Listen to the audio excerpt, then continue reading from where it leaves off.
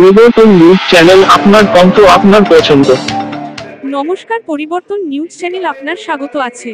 নতুন আপডেট জন্য চ্যানেলকে লাইক, সাবস্ক্রাইব, কমেন্টস করুন। আজকে আপডেট। আজ কলকাতা বইমেলায় প্রাইভেট ইভেন্ট কেন? কলকাতা বইমেলায় স্টল না দেওয়ার প্রতিবাদে এপিডিআর এইবার প্রাইভেট ইভেন্ট 48তম আন্তর্জাতিক বইমেলার বয়কট আহ্বান করছেন। অনেক সংগঠনের বিরুদ্ধে কলকাতা বইমেলার সেক্রেটারি এবং প্রেসিডেন্ট মান করলেন। কলকাতা বইমেলায় স্টল না দেওয়ার কারণে অনেক হাইকোর্ট বলেন, যেখানে তাদের রায় অর্ডার দেওয়া হয়।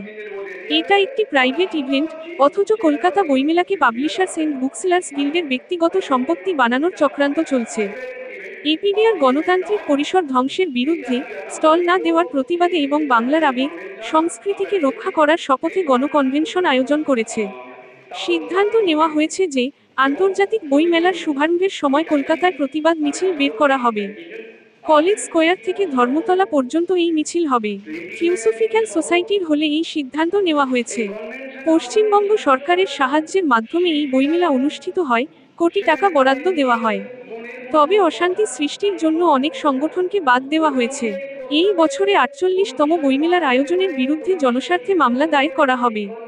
স্বচ্ছতা নিশ্চিত করতে হবে এবং দায়িত্ব নিয়ে প্রশ্ন তুলতে হবে। এপিডিআর এবং গণকনভেনশনে উপস্থিত ছিলেন অনেক সংগঠনের প্রতিনিধিরা এবং যুবকরা প্রতিবাদ করেছেন। আপনারা এই ভিডিওটি দেখার জন্য ধন্যবাদ। আমাদের চ্যানেলে সাবস্ক্রাইব করতে ভুলবেন না।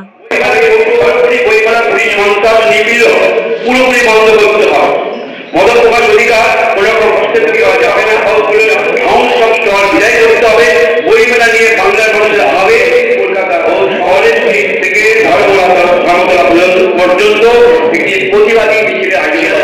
বইমেলায় শুরু হয়, কিন্তু সেই বছর ইমার্জেন্সি ছিল, জরুরি অবস্থায়। কিন্তু সেই জরুরি অবস্থায় কর্মীরা তারা ব্যক্তিগতভাবে এই সমস্ত প্রকাশনাগুলো বইমেলায় প্রচার করেছিলেন। আমরা রেজিস্ট্রেশন সার্টিফিকেট এসব দেওয়ার প্রশ্ন নেই। এবং কোনোদিন যে ভাষায় আবেদনপত্রটা লেখা হয়েছে, গত বছর ছিল না, গত বছর ওরা সামান্যতম প্রশ্ন করবেন ছিল, তার আগের বছর পরবর্তীকালে ওরা আমাদের হাতে দেয় এবং গত বছর কিন্তু সামান্যতম এখনো চলছে। আপনার একটু ধৈর্য ধরুন। 26 তারিখে আবার করি, 27 তারিখে করি, পরপর বাবুকে ফোন করি। একদিন বাবুকে ফোন করতে তিনি হচ্ছেন এখনকার সাধারণ সম্পাদক।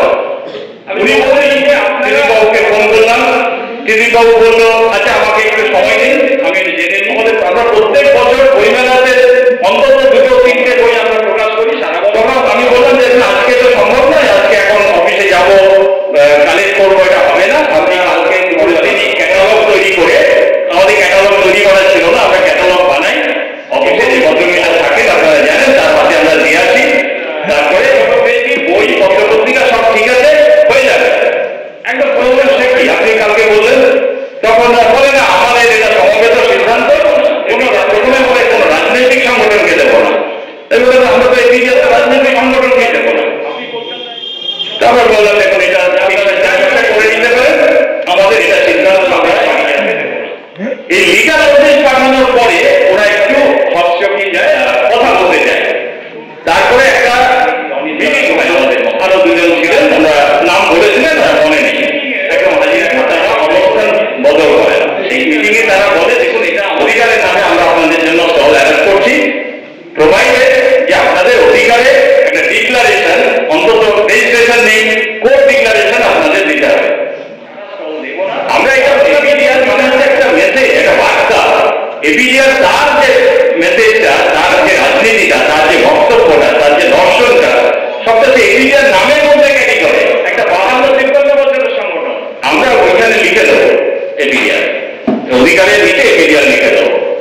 আমরা বললাম যে আমরা ব্যাখ্যা করলে যেটা বলে সেইটা হচ্ছে যে প্রতিবেশী বাংলাদেশে খুব অশান্তি চলছে, এখানে কোনো আনটুয়ার্ড ইনসিডেন্ট যদি ঘটে যায় তার দায়িত্ব এখানে স্টল দেবো না। কারণ লাইসেন্স বা রেজিস্টার থাকা মানে সরকারের ঘরে স্টল দেবো না। আমাদের অ্যাডভোকেটকে কথাই কার্যত বলতে বলে যে না রেজিস্ট্রেশন নেই। এবং অন্য দুটো পয়েন্টেও নিয়ে পাবলিক বডি সে এরকম ভাবে এইসব কথা শুনে শুনতেও চাননি, বলতেই চাননি, মানে 2 মিনিট পরে যে টাইম। এবং বইমেলা is not a public event. ওখানেও বলেন যে একটা প্রাইভেট বডি সে কাকে জব দেবে কি না দেবে, এটা তাদের মধ্যে রেজিস্ট্রেশনের কথা, অর্গানাইজেশন দেব না, আমাদের প্রথমে বলেছে রাজনৈতিক সংগঠন, তারপরে বলবো রেজিস্ট্রেশন, রেজলিউশন হয়েছে, রেজলিউশন সেটা পাবলিসাইজও করেনি, সাধারণ মানুষ একটা জানে না। তাহলে আমাদের তুমি এত দেরি করে এসেছো কেন? আমরা বলি যে আমাদের জানিয়েছে, আমাদের ভার্বালি জানিয়েছে, এটা আমাদের রেজলিউশনেও আমরা বলার চেষ্টা করেছি যে গোটা বইমেলাটা চলে হচ্ছে সরকারি বলে, কিভাবে সরকার আপনারা দেখেছেন, এবং ওই আমরা এখানে রেজলিউশন আছে বইমেলার যে বইটা বের হবে তার উপরে গোটা যে মিলন যে ওই মেলা যেটা গ্রাউন্ড, সেটা এখন বইমেলা গ্রাউন্ড নামে এখানে রিপোর্ট বেরিয়েছিল যে 1.5 কোটি টাকা সরকারি সাবসিডি বইমেলার ক্ষেত্রে খরচ করা। পাবলিশার তার নামটা মনে নেই, খুব পরিচিত নয়, তার 300 পাবলিকেশন আছে, সে তাকেও দেয় আপনাদের পাবলিকেশন স্ট্যান্ডার্ড নয়, যে স্ট্যান্ডার্ড নয় সে কারণে আপনাদের দেওয়া যাবে না। আমরা যদি বইমেলার পর থেকে এই আশঙ্কাটা আমাদের মধ্যে তৈরি হয়েছিল যে বইমেলাটা যেভাবে হাঁটাচলা করা যায় না, বইমেলার যে পরিবেশটা ভয়ঙ্কর ভাবে সমস্ত ইঙ্গিতে কিছুটা বেরিয়েছে যে আমরা বাংলাদেশের ঘটনা বলে নিয়ে কেন্দ্রীয় এবং রাজ্য সরকারকে অবস্থায় থাকে, এগুলো নিয়ে আমরা কিছু বিবৃতি দিয়েছিলাম, আমরা বিরোধিতা করেছিলাম প্রকাশ্যে। আমরা বলেছিলাম যে বাংলাদেশকে তাদের এই প্রতিবেশী দেশের সঙ্গে সম্পর্কের খারাপ করা এবং এই যে আমরা নিন্দা করেছি, আমরা বলেছিলাম স্টল না দেওয়া থেকে আমরা যেমন এখানে প্রতিবাদ করেছি সেরকম প্রতিবাদ করার চেষ্টা করছি। কিন্তু দুর্ভাগ্যের বিষয় গিয়ে গেলে কিন্তু আপনার সোসাইটি আপনি এই সোসাইটিতে ঢুকতে পারবেন না, এটা যেমন রোজ এবং এর কোনো অ্যাকাউন্টের জানি না, অ্যাকাউন্ট কিছু আমরা জানি না। তারপরে বড় কথা আছে যে যাদেরকে দেওয়া হচ্ছে কোন যারা বেশি লক্ষ 2 টাকা বই গেলে তাদের নাকি স্টল পাওয়া সুনিশ্চিত করছে, যদি ওদের সঙ্গে সেটা ভালো থেকে স্টল থেকে কোনো কিছু হবে না। কিন্তু কালচার ভাঙচার করতে পারি, কিন্তু আমি আপনি এই আন্তর্জাতিক বই মেলা অংশগ্রহণ করে বিশাল মানুষ এই মেলাকে কেন্দ্রে তাকিয়ে থাকে এবং তাহলে কিন্তু আগামী দিনে এরা নিজেরা ইচ্ছে মতো লোকের কাউকে স্টল করবে না, যার ফলে আমাদের মধ্যে এরা তাকিয়ে দেবে এবং পরবর্তীকালে মানে চরমতম পদক্ষেপ দিতে এরা দ্বিধা করবে না। আমার মনে হয় যেরকম আমরা ইচ্ছাতে হোক বা কাকে কাকে স্টল দেওয়া কোন জিনিসের ভিত্তিতে সেটা প্রকাশ করা হোক, যাদেরকে দেওয়া হোক তাদের নাম প্রকাশ করা হোক, কোন ভিত্তি রয়েছে একদিকে 800 টাকা একদিকে 800 টাকা একদিকে 50 টাকা। আমরা বারবার যেটা বলি যে সংবিধানের গণতন্ত্রের মূল জিনিস হচ্ছে মত প্রকাশের অধিকার, আর্টিকেল 19 বলছে যে অধিকার মত প্রকাশের অধিকার, মত প্রকাশ যদি আমার স্টল দেওয়ার মত প্রকাশ করবো কি করে? তখন ওরা বলে ঠিক আছে আমরা বই বন্ধ করছি না, আপনি বই ছাপান না, তুমি সেটা করো না, আপনি এবং সেক্ষেত্রে সরকারকে অবশ্যই সর্বোচ্চ ভূমিকা নিতে হবে এই সমস্ত ডিসক্রিমিনেশন এড়ানোর জন্য।